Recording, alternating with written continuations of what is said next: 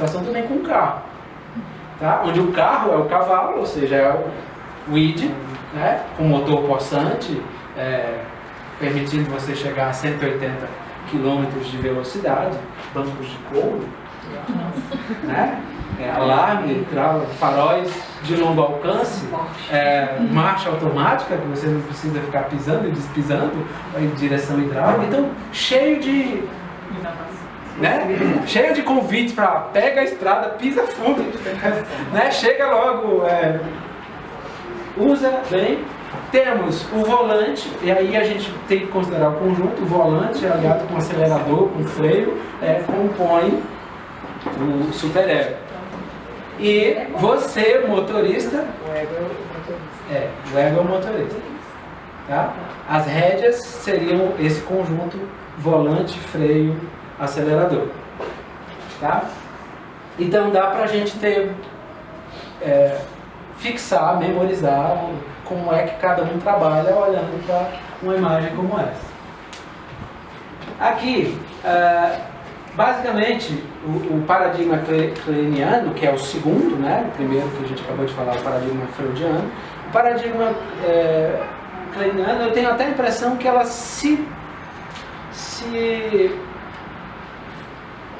que a proposta da Melanie Klein era basicamente confrontar Freud. Todas essas partes sublinhadas aqui são as propostas dela, tá? E as partes não sublinhadas são as teorias de Freud. Então Freud falava da pulsão de morte. Ela preferia dizer que isso era inveja, que não era bem um sentimento destrutivo, ou de perda, ou de prejuízo. Ela contesta, por exemplo, a angústia de castração, que Freud fala, que para Freud, o menino, na disputa de poder com o pai, sendo poder representado, figurado pelo falo, pelo pênis, ele sente uma angústia de castração.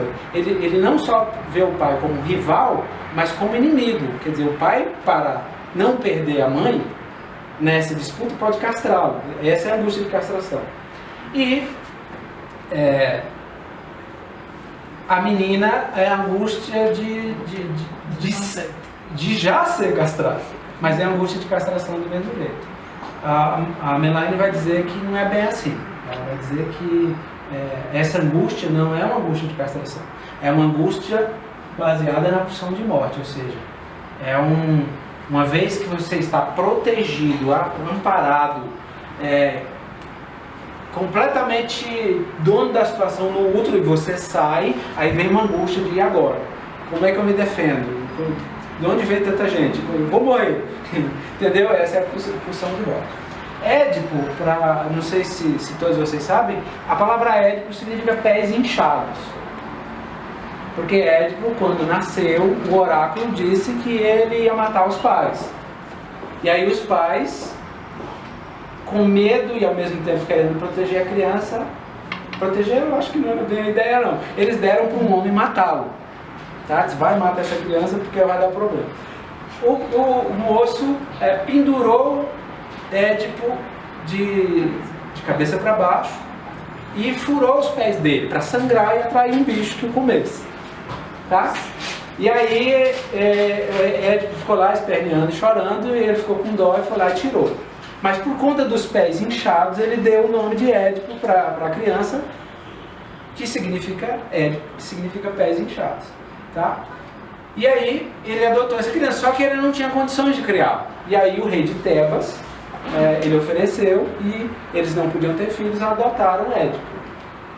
Édipo, já grande, vai ao oráculo, e o oráculo, outro oráculo, repete que ele vai matar os pais. E ele, por muito amar os pais, decide ir embora, porque ele não quer passar por essa situação. Tá? No caminho, ele praticamente foi atropelado por uma carruagem, e com raiva matou todo mundo. E entre essas pessoas estava o pai, que ele não sabia. O que nos leva a dizer que Édipo não passou pelo complexo de Édipo, porque o complexo de Édipo parte da ideia de que alguém rivaliza com o pai na condição de pai, né? Então, a assimilação que Freud vai fazer da história é uma metáfora, né? E depois Freud casa com a própria mãe, sem saber que é mãe. Hoje não. Já confundiu. É porque os pés eram inchados também. Pode ser. Então, a Melaine vai dizer que isso não tem nada a ver, que essa angústia não existe, ou ela pré-existe a idade do complexo de Édipo. O complexo de Édipo, ele acontece na terceira fase de desenvolvimento da personalidade. Né? Personalidade. Ou seja, primeiro tem a fase oral, depois tem a fase anal, aí vem a fase fálica. A criança só vai viver o complexo de Édipo na fase fálica, que acontece entre os 3 anos para cima. A Melaine vai dizer que não, que essa angústia de castração, o complexo de Édipo é anterior a isso. São emoções primitivas, na opinião dela. Então ela vai contestar isso. A angústia de castração, ela vai dizer que é angústia de morte. O mecanismo de defesa, ela não contesta, mas ela acrescenta, por exemplo, idealização, denegrimento, são mecanismos de defesa propostos por ela. O Freud diz que o ego, ele evolui do id, ela vai dizer que não, que o ego é inato, a pessoa já nasce com ego, diferente do que Freud diz. As fases de desenvolvimento oral, anal, fálica, latente e genital, ela vai dizer que não existe esse desenvolvimento. Ela vai dizer que existe uma constelação de pulsões presentes o tempo todo. O superego é herdeiro do complexo de Édipo, ou seja, Édipo na história, quando ele toma consciência de que casou com a mãe, teve 5 filhos com ela e matou o pai, ele arranca os próprios olhos. Superego, né? Tipo assim, punição, juízo, sentença. Então, o superego, ele vem do complexo de Édipo. Depois que existe esse sofrimento, então o superego diz, você é culpado mesmo, você pisou na bola, vem cá, vamos corrigir isso, tá? Então o superego vem daí. A sexualidade, a inveja feminina do pênis, ou angústia de castração, ela diz que é uma retaliação aos ataques ao corpo da mãe, ou seja, a angústia de castração, ela vai dizer que, na verdade, a criança atacou o corpo da mãe, né, quase a criança sentindo que é a mãe e que a mãe não tem direitos, né? O reizinho, então você dorme a hora que eu quero, você me dá comida a hora que eu quero, você me serve. E depois que a criança vive essa experiência e acontece esse desvinculamento, então, segundo a Melaine, a criança vai sentir uma angústia porque ela tem a impressão que vai ser retaliada. Que aquilo vai custar caro para ela ter se servido da mãe dessa maneira. O narcisismo ela chama de idealização, tá? O narcisismo é a ideia de perfeição, de autoestima, né? E ela vai chamar de idealização, ou seja, eu só sou perfeito, eu só sou bonito, eu só sou inteligente se eu olhar para os meus pais e ver essas qualidades nele. Isso é a ideia de idealização. O analista observador, lembrem-se que Freud colocava a pessoa no divã e ele ficava atrás do divã, então ele sequer ficava no campo visual, eu aceito, ele sequer ficava no campo visual do analisando, então ele estava inclusive fisicamente na figura de observador. E aí a Melaine vai começar a propor essa ideia do analista intérprete, ou seja, ele entra mais, ele participa, ele interage mais com o analisando.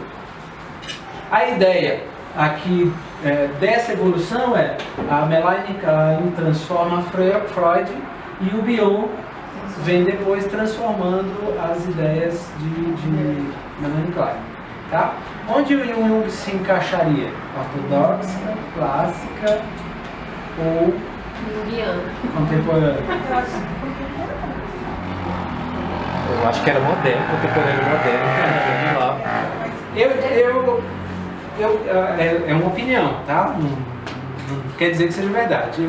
Eu sinto o Jung mais próximo da psicanálise clássica. Tá? Isso. Porque, inclusive, o motivo da separação, da briga dos dois, foi exatamente essa ideia de ampliação. Tá? De outras abordagens que a psicanálise ortodoxa, na figura de Freud, queria manter fechada. Tá? Então, alargou um pouco mais com Jung e aí veio depois... É na contemporânea que entram as outras... Sim, o Lacan, inclusive, é contemporâneo. Aqui, o terceiro paradigma, o terceiro modelo, tem como figura maior, tá? Não quer dizer que seja o único, o Bion. O Bion vai falar da psicanálise vincular. A psicanálise vincular tem dois aspectos interessantes. A ideia de que tem que haver um vínculo entre analista e analisando, essa troca tem que ser constante. E também a ideia, aqui está escuro, eu vou traduzir para vocês, vou clarear. Esse é um livro do David Zimmer, e isso que a gente está conversando hoje é o capítulo 4 do livro de técnicas psicanalíticas, cujo título é Psicanálise Contemporânea. Então a gente está falando de Zimmer, pelo menos da maneira como ele abordou sim. Fundamentos psicanalíticos, né? Porque ele tem dois, um é a técnica e outro é os fundamentos. É aqueles que vocês estão estudando. Esses são fundamentos, né? Fundamentos. Então o Zimmer ele tem esse livro aqui, que é uma abordagem sobre a visão de Bion, tá? E aqui o Bion vai falar dos quatro vínculos, tá? O primeiro é o amor, o segundo é o ódio, o terceiro é o conhecimento e o quarto é o reconhecimento. Então, a ideia da psicanálise vincular, ela tem esses dois aspectos. O primeiro, da ideia básica, ao pé da letra, do vínculo necessário entre analisando e analista, e essa ideia dos vínculos, ou dos quatro vínculos que unem ou separam as pessoas, proposto por Bion: amor, ódio, conhecimento e reconhecimento.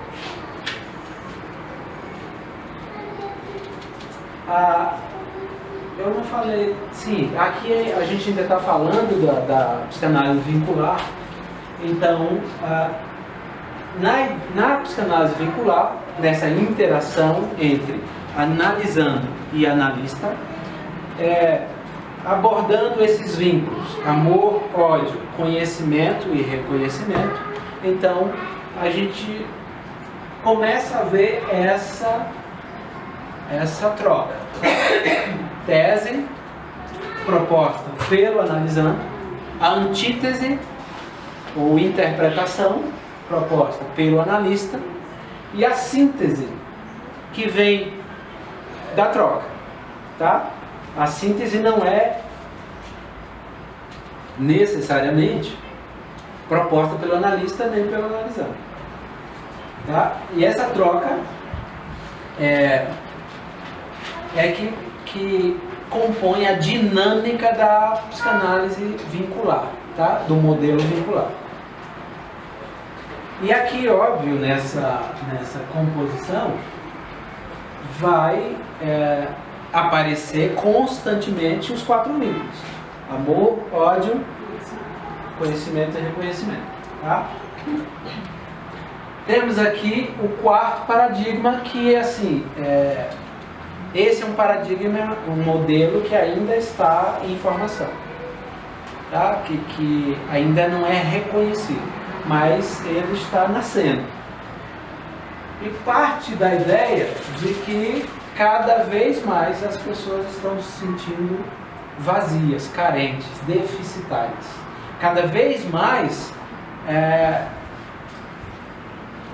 esse sistema está consumindo uma energia nova que muita gente não está conseguindo entender como gerar, tá? Como corresponder, como agir nesse contexto. Então, essa proposta do paradigma do déficit ou do buraco negro tem esse princípio, tá? Recapitulando, princípio freudiano, focado ou privilegiando as neuroses, o princípio kleiniano, que começa a contemplar as transferências e contra-transferências, ou seja, abrindo um pouco mais o leque, permitindo análises de psicoses e também de perversões. O paradigma de Bion, que contempla a dinâmica do set analítico entre os personagens que estão na cena, além dos naturais vínculos que surgem dos relacionamentos e das necessidades emocionais: amor, ódio, conhecimento e reconhecimento. E por fim, o paradigma do déficit, que tem a ver com essa sede nova, com o mal do século chamado ansiedade, que é essa dúvida e incerteza sobre o que e como fazer. Novas fronteiras da psicanálise. Essa figura aqui eu coloquei de propósito, porque principalmente o Bion, ele vai fazer uma comparação entre a mãe lidando com a criança, com o bebê, figurando como fonte de respostas, de apoio, de compreensão, de educação. O Bion faz essa comparação com o set analítico, onde o analista faz o papel da mãe, oferecendo respostas, discutindo dúvidas, educando as emoções, e o analisando. É até interessante essa questão. Eu sempre digo nos meus atendimentos o seguinte: tem duas formas de você desperdiçar um processo analítico, tá? E uma forma de você aproveitar o máximo dele. Primeira forma de você desperdiçar é se você levar para a terapia outra pessoa. Isso é muito fácil de acontecer. Basta você pensar nos 4 vínculos: amor, ódio, conhecimento e reconhecimento. Digamos que você está odiando alguém, em crise no ambiente de trabalho. Então tem uma pessoa lá que te incomoda, ela é a figura do cão, é a cruz que você nunca quis carregar, é a fonte dos seus ódios, tá? É o estresse do seu dia a dia e as preocupações do seu fim de semana. Pra que mais, né? Eu acho que isso é amor. É a reencarnação do... Rapaz, calma aí. Como é que é o nome do bigodinho? Do Hitler. Você está no Holocausto. Então, quando isso acontece, se você não tomar as devidas precauções, você vai para toda a terapia levando essa pessoa. Não é você que vai. Você leva essa pessoa, você fala dela, ela é o assunto, ela é o centro das suas emoções, você é prisioneiro dessa pessoa. Então essa é uma boa maneira de você desperdiçar esse processo analítico. É você levar outra pessoa. Porque essa pessoa não está lá, ela não quer ajuda, pelo menos não te pediu, entendeu? É você que está. Então é de você que você tem que falar. Certo? Segunda maneira de você desperdiçar é você levar para a terapia a pessoa que você é hoje. Porque a pessoa que você é hoje é resultado de traumas, experiências, crenças que você foi construindo ao longo da vida. Então, se você levar quem você é hoje para a terapia, você vai desperdiçar a terapia. O ideal é você levar o bebê, como é que é o seu nome? Emanuele. A Emanuelinha, de 7, 9 anos, 11 anos, que teve experiências, que se decepcionou, que teve euforias, o primeiro amor, as primeiras decepções. Então, essa pessoa que resultou na pessoa que você é a pessoa que vai ser mais rica para se analisar. Então a melhor maneira de você aproveitar é você permitir mergulhar na sua história e nas sequelas e desenvolvimentos que isso produziu. Aí você vai aproveitar tudo o que você tem para aproveitar. E aí é certo que você vai sair de lá uma pessoa, né? Já viram a propaganda da Claro? O maior salvador de todos os tempos. Né? Tinha essa propaganda há pouco tempo. Então você vai sair uma pessoa maior do que você começou. Então é proposital essa ideia da associação do processo psicanalítico da mãe com o filho. Tá? Por exemplo, e isso nós estamos falando de transferência e contra-transferência. Tem gente que tem medo de transferência, né, com o analista, mas a transferência é necessária. Ela vai acontecer naturalmente. Precisa acontecer, ela faz parte, ela é importante. Tá? Porque, imagina, por exemplo, uma moça que foi estuprada. E esse estupro aconteceu com a permissão ou conivência da mãe. Foi o padrasto que fez. E na carência emocional de não perder mais um homem, ela acabou fazendo vista grossa. Então essa menina, essa moça que vai ser analisada, dificilmente ela vai ter uma transferência, ou ela vai conseguir desenvolver um bom processo, estou falando dificilmente porque existem exceções, com uma analista mulher. Tá? Porque é muito possível que ela projete a mãe que a abandonou, que não protegeu, na analista. Então, é um caso, um exemplo que eu estou falando, que talvez a análise seria muito mais rica se o analista for um homem. Ainda que a transferência que fosse gerada fosse uma transferência negativa, ela pode olhar para o analista homem e vislumbrar, imaginar o estuprador. Sim. Ainda Boa, assim? ótima pergunta. A transferência, ela acontece depois existe um processo inicial na análise que é o ganho de confiança. Tá? Ela não acontece automaticamente. Você não olha para a pessoa e diz, você vai me analisar, você se analisando. Não. É possível você fazer 1 ou 2 sessões e dizer, a semana passada, uma pessoa que eu estava atendendo me mandou uma mensagem dizendo, olha, vou trocar de terapeuta, vou procurar outra pessoa. Eu falei, beleza. Nossa, tão rápido. Sim, a gente fez 5 sessões. Eu não sei os motivos, mas, gente, tem dia que eu não gosto de mim. Tem coisas que eu não gosto de mim, então eu tenho que respeitar quem não gosta. Até eu não gosto de coisas de mim, entendeu? Mas tem que haver essa confiança. Dentro do processo, uma vez ganhada a confiança, essa transferência negativa, ela pode acontecer, é uma possibilidade, tá? De você enfrentar o teu analista para enfrentar seus demônios, seus medos, seus traumas, tá?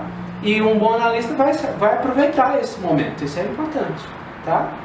Tem uma sessão, eu falo? Tá. Tá bom, eu falo.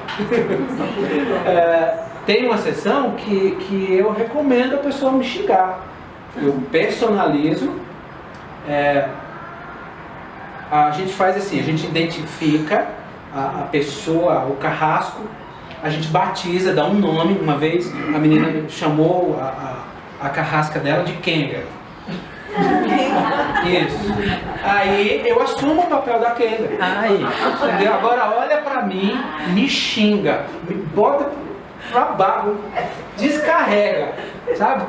Me tira da sua vida. Fala que eu não vou mais ficar falando na sua cabeça, que você não vai mais me ouvir, você não vai mais me dar atenção, que eu não vou mais controlar a sua vida. Vamos, me agride.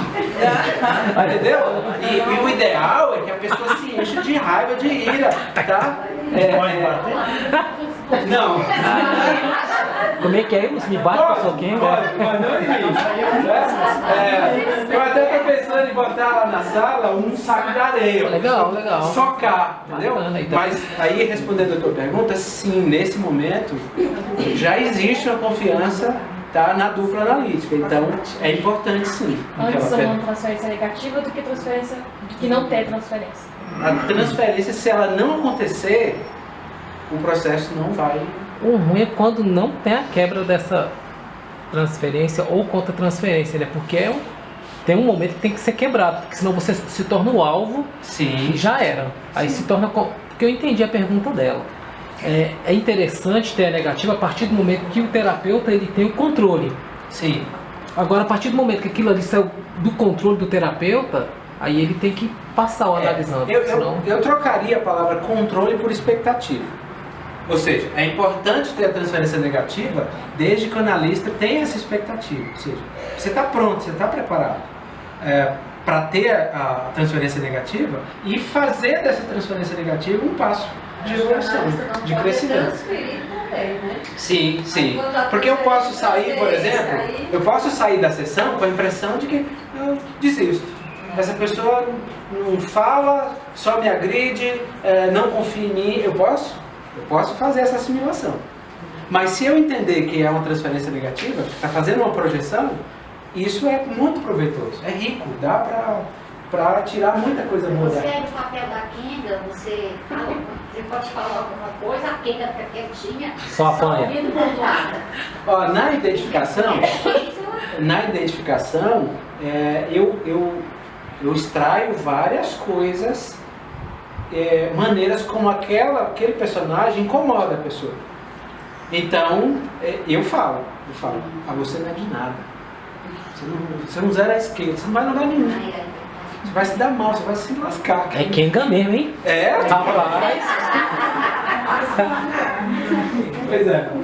Vamos lá. Aqui dentro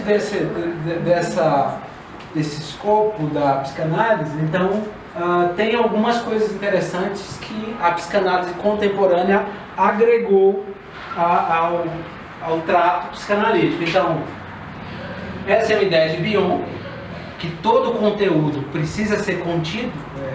A ideia de contido aqui não é contenção de repressão. Precisa ser abarcado, ótimo essa palavra. Tá? Eu preciso receber. Tá? Porque aquilo está dentro. E aquilo precisa sair. Mas se sai e é derramado, desperdiçado, menosprezado, então vai haver uma quebra de confiança. Aquele conteúdo ele vai cessar, ele vai deixar de fluir porque ele não encontrou lugar. Então ele volta para um lugar que já tem espaço, tá?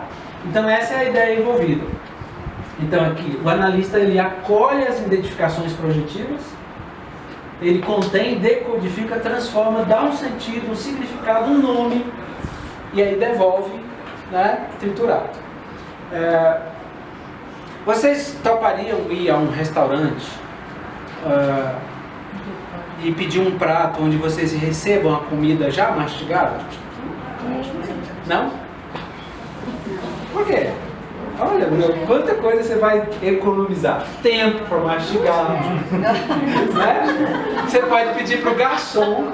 Né? Uma vez a gente estava num piquenique no parque da cidade e aí o moço passou vendendo algodão doce. Você sabe que o algodão doce vem dentro de um saco inflado, né? E ele não tinha os dois dedos da frente. E aí a gente começou a pensar na ideia daquele homem soltando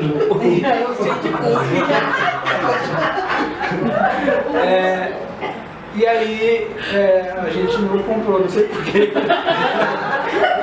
Mas olha só, a ideia da comida mastigada ela é aversiva naturalmente. Né? Você não vai pedir um camarão, risoto de camarão, né? E pede pro garçom, por favor, você pode mastigar para mim? É que eu tô com uma dor de dente, né? Ele já traz o pratinho tudo. Mas com a criança a gente faz isso. A criança não tem dente. E também ela pode se engasgar, pode ter algum tipo de problema com a comida. Então a gente, quando alimenta uma criança, a gente não só escolhe o tipo de alimento, como o processo que aquele alimento vai passar, tá? Se for banana, por exemplo, você não dá uma banana inteira, você amassa. Então a gente escolhe